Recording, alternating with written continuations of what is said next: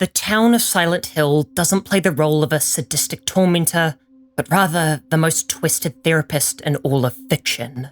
The common analysis of Silent Hill 2 is that the titular town plays the role of an eldritch executioner summoning the guilty for their penance.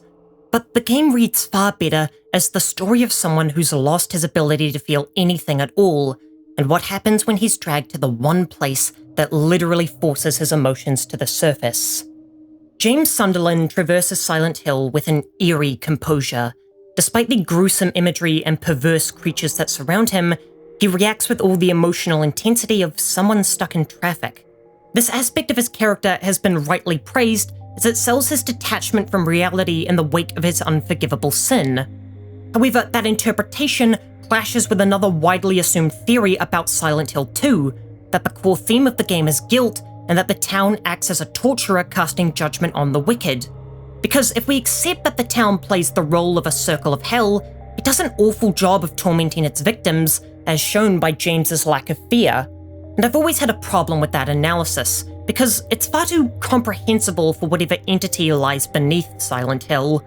I mean, we all know that this town was built on a spiritual hotspot and was corrupted by the cult.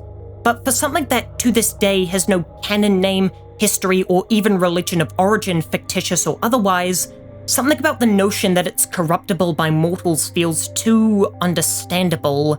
And the fact that it's adopted the extremely human trait of malice is also contested within Silent Hill 2 itself by Laura, who, unlike the other denizens, isn't plagued by any kind of phantasm because she apparently has no trauma to manifest. But I find it hard to believe that the orphan that lived in a hospital, whose sole connection and surrogate mother just died, has no material for psychological warfare.